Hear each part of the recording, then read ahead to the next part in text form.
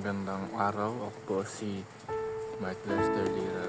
Ito po ang aking daily devotion, Trusting in God's Power, na tinalakay po ni Pastor Russell Ocampo sa 365 Daily Devotion. Ang Bible verse po natin ngayong araw ay galing sa Nehemiah chapter 9 verse 6. Sabi po dito, "You are the Lord, you alone.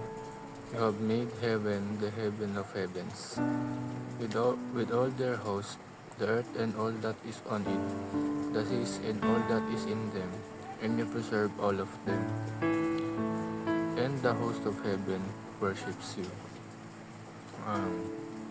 Unang katuruan po ngayong araw ay Creator.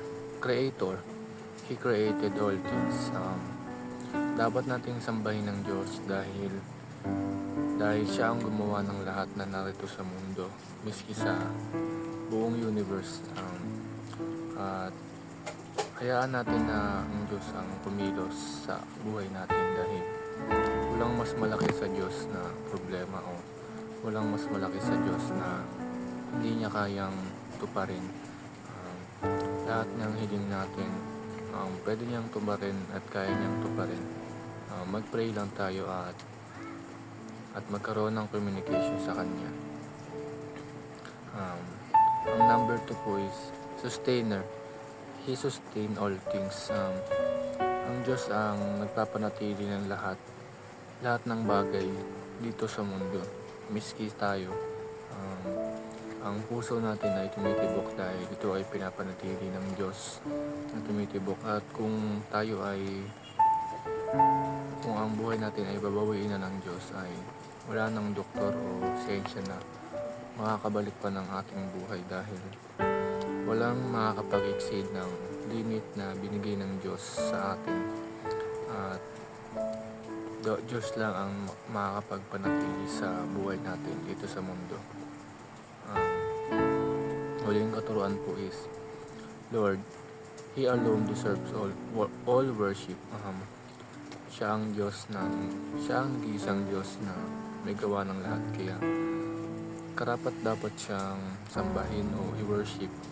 At kapag tayo ay sumasamba sa Diyos, tayo ay hindi na mag-worry gaya ng mga anghel sa langit na hindi na sila nangangamba. At gaya naman ng ibang tao na relax lang dahil alam nila na may Diyos na kasama nila ang Diyos na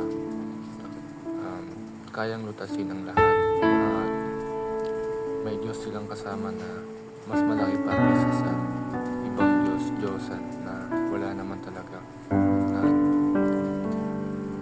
huwag tayong sumamba sa Diyosan dahil isa lang po ang Diyos, kundi ang Panginoong Diyos Ama lang po. Ang realizations ko po is dapat nating sambahin ng Diyos dahil siya ang may gawa ng lahat. Siya ang nagpapanatili ng mga bagay sa mundo, pati tayo. At siya ang nag-iisang Diyos at wala ng iba. Yun lamang po.